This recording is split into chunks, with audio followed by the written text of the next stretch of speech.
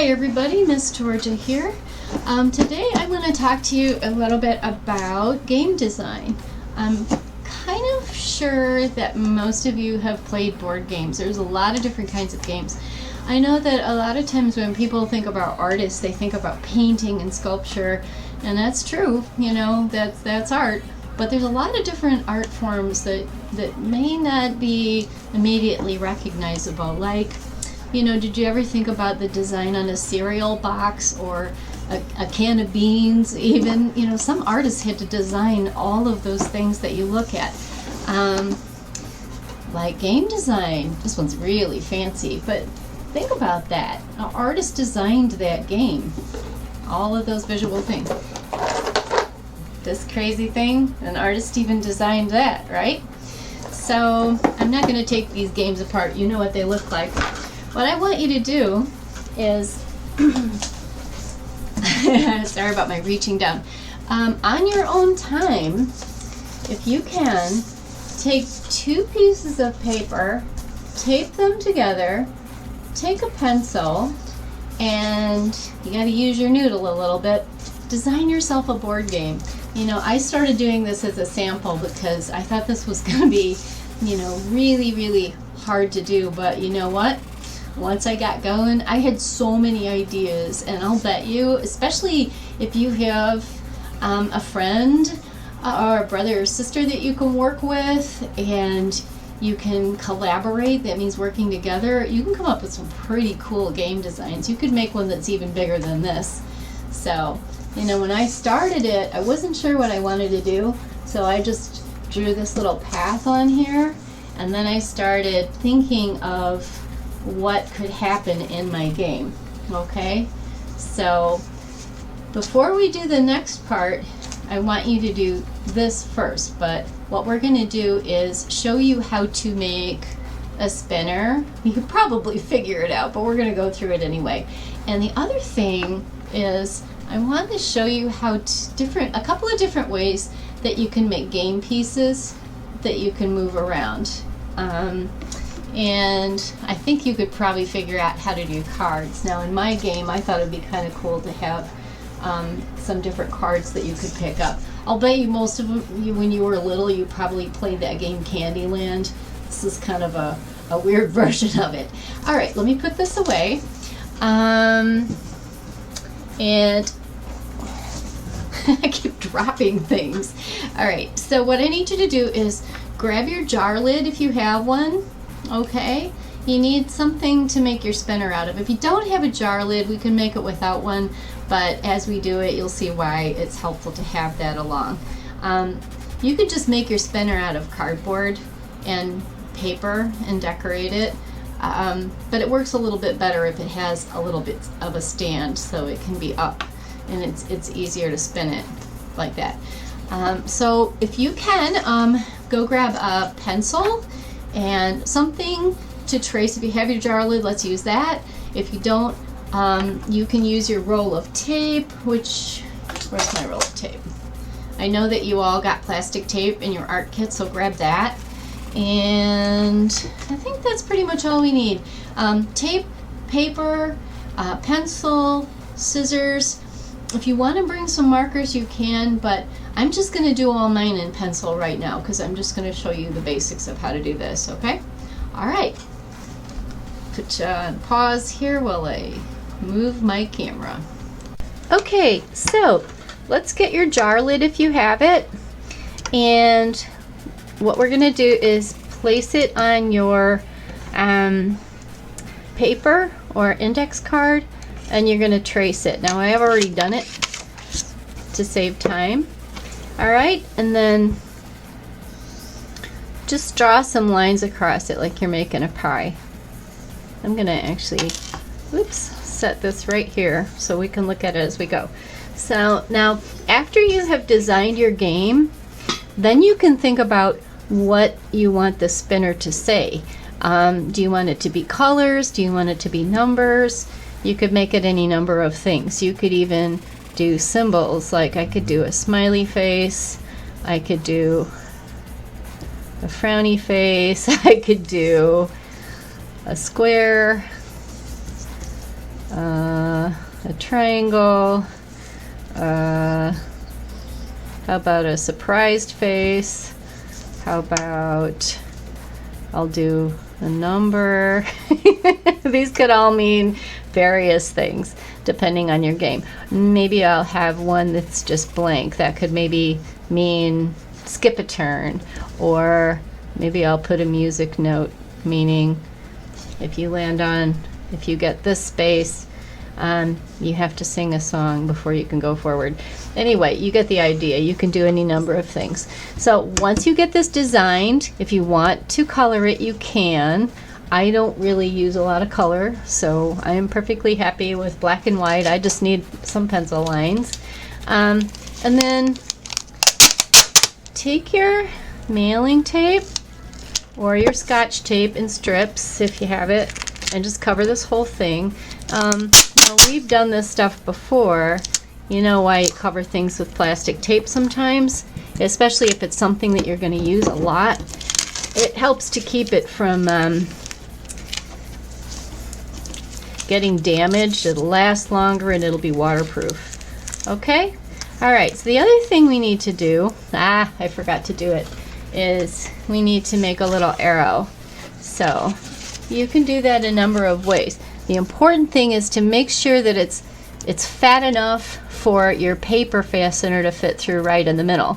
So the way I did my arrow, I'm going to hold it up, is instead of just cutting out an arrow, I cut out like a rectangle and I colored in the sides so that it would be thick enough, but I still have my arrow. It doesn't even have to be an arrow. It can be a finger pointing if you're very creative. It can be something very simple. So maybe I'll do a super simple one this time. So I will just make my arrow. Let me measure the top of this. I'm going to make it about that fat. And instead of making the big fancy arrow, I'm just going to make a little pointer. And maybe I'll make this side like that. Okay, and then this will be the middle where I'm going to put my paper fastener. So there's my design. I don't really like that, but I'm going to cut it out. Anyway, so I'm going to cover this with mailing tape, just like I did this other one.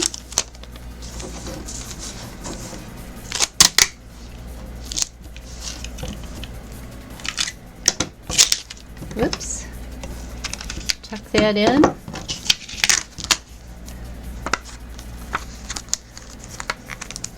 And now I'm going to cut this and this out with scissors.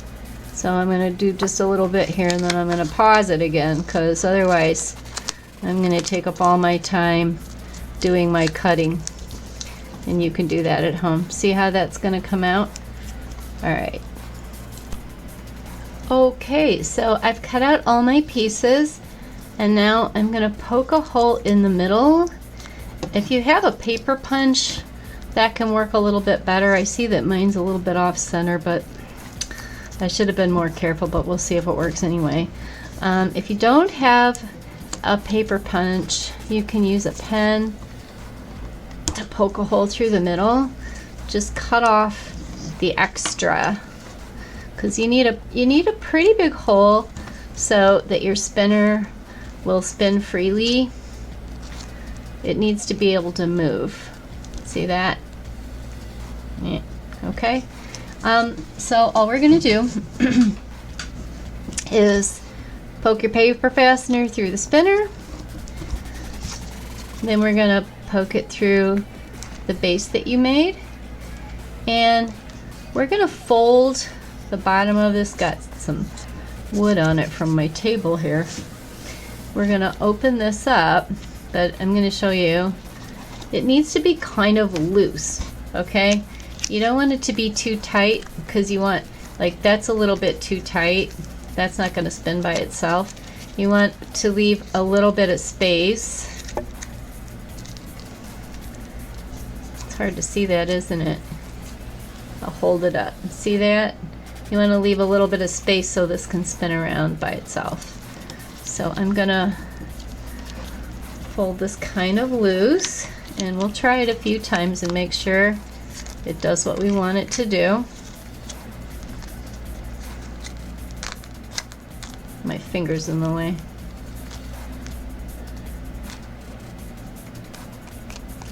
That's still kind of tight, isn't it?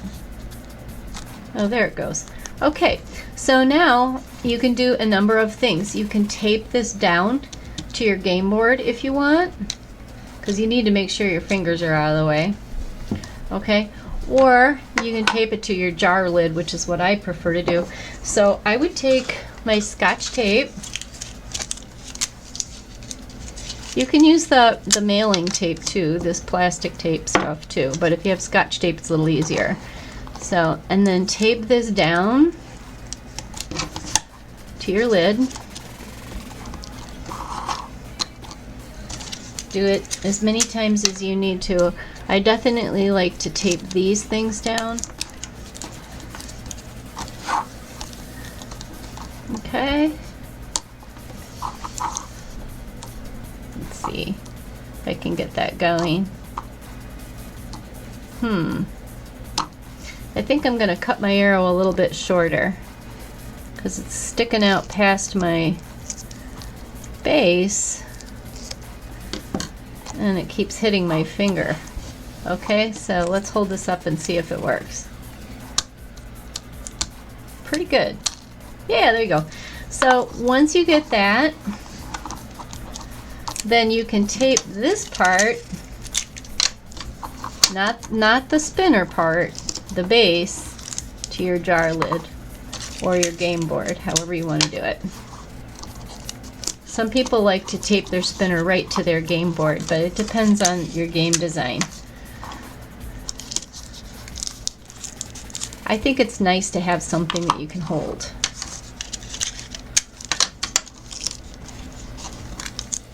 So you can make yours a lot neater than I did, but that's the basic idea. Okay, spinner. All right, now we're going to learn how to make freestanding game pieces. Like we have this little girl that I made and this little creature. These are all made different ways. And then my queen. And you could probably think of different ways to do this, but I'm going to show you a real simple way you can do this with paper and tape. So go get your supplies. You're going to need your tape again, scissors, a pencil, and a couple more index cards if you have them, and if not, just use some scrap paper. Okay? Okay, so very carefully fold your index card in half the long way, like that, and open it up and cut this in half, or tear it if you want. Doesn't have to be super straight. Okay, and then what you do is you fold this not in half, but about, see where there's a little left on the bottom, because that will be the base to make it stand up. Okay, so we're gonna do this and then bend that last piece over like that. And then after you draw your character on there, we're going to tape the back so it stands up. Now, if you want to make it sturdier after you do your design, I don't know, what should I do? I'll do a little stick person.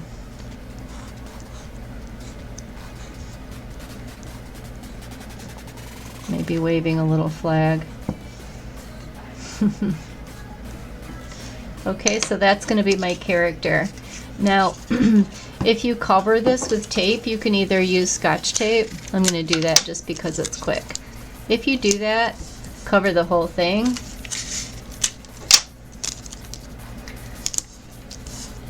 And then fold that and just fold that top over.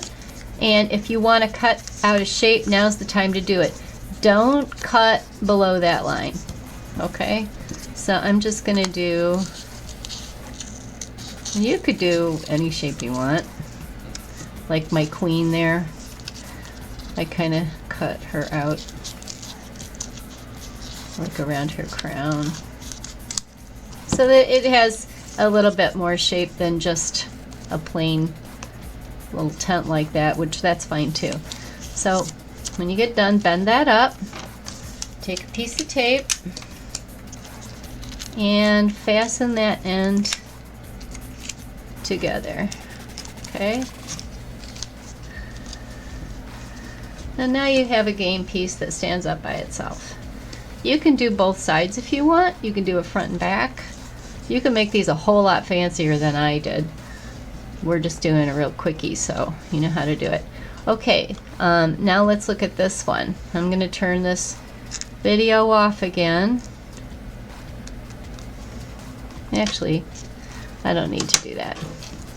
So this time, what we're going to do is we are going to fold our paper in half, and you can fold it all the way over, okay, so that it has two sides like that, and grab another piece of paper, like another index card, and cut off the end. What we're going to do is make a little stand. Doesn't have to be perfect, just as long as one side is straight. Okay, and then we're going to bend this in half so that it stands up like that. Okay, now you can do this double, or you can just do it by itself. I like to double them to make them a little bit stronger. So I will do, I don't know, I'll do a rabbit. Might be a goofy looking rabbit, but that's okay.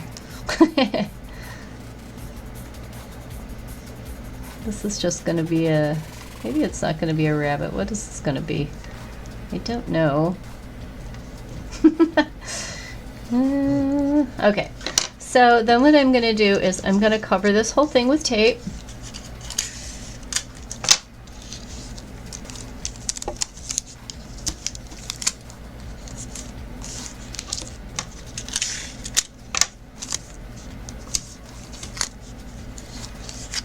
Trim it off. And now I'm going to cut 2 notches close to the edge, like right under its feet. 1, 2. Okay? And then I'm going to cut 2 notches in this little thing, not all the way through. Okay? Open that up. And now lock those notches together. It takes a little doing, and it's dark in here, so it's kind of hard for me to see what I'm doing. Okay, so you can either make the little triangle part go forward or backwards, as long as it's there, so he can stand up. You can do it the other way too. There. So it can stand up by itself. Okay, so we did this one and this one. This one's really super easy. Let me grab, I might just make a really tiny one with my little scrap paper here. So I'm gonna just cut this bottom bit off that I'm not using. You can make these out of cardboard or old postcards or anything. You don't have to use brand new paper to do these things. So I'm gonna make a really small one. So this will be the one like my creature. So what we want to do is fold this end in like that. Fold the other end in like that. And now fold the two together like that. Okay? And since this is such a fat little thing, I guess I'll make a hedgehog. Hedgehogs are kind of,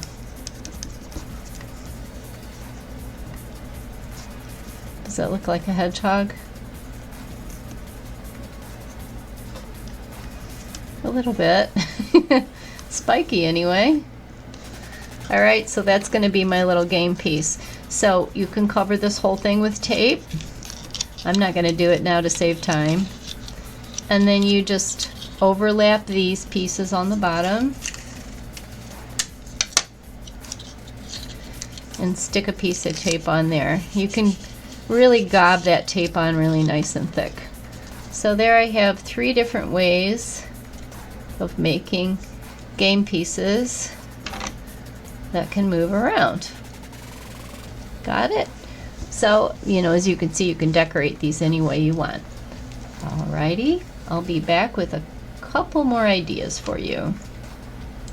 Okay, so in order to make your actual board for your game, I usually find a scrap piece of cardboard. I love cereal boxes because they are easy to cut if you need to adjust them, but they will keep things pretty straight and flat. If you have some heavier cardboard, that's okay to use.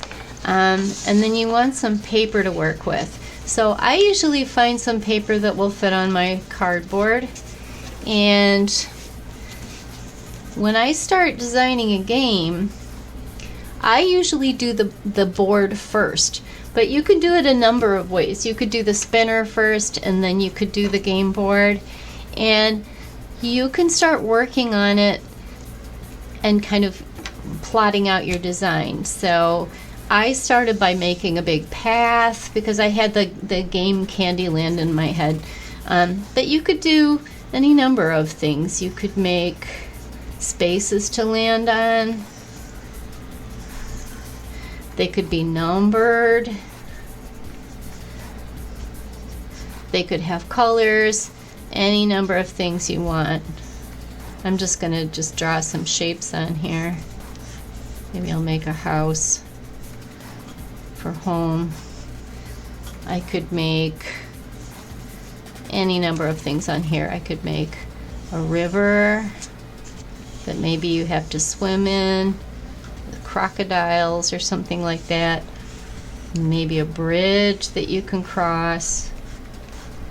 Like I said, if you can do this with your brother or sister or your parents or a friend, and you can do these on Zoom too. You can do them on the screen.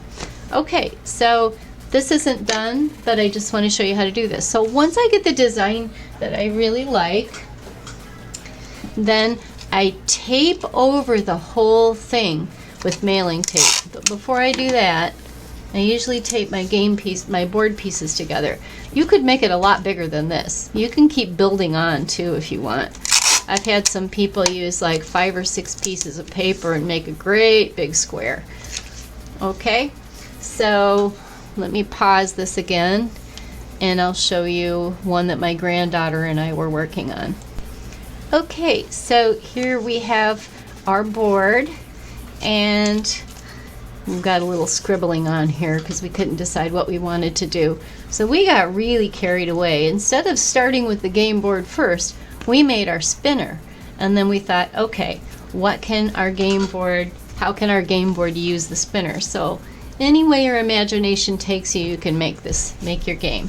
Okay, and we still might work on it some more and do some other things. So here are all our game pieces that can move around. You can come up with a set of rules. So here's our spinner that we can use to decide how many spaces we're going to go. Oops, I'm knocking that around. And we made some little cards. So maybe if you land on a yellow, you get to take a card, and that card will tell you something that you can do. You've all played board games, so you can make it up. There is no real hard and fast rules about it, but this is a way that you can make some pieces that you can play with.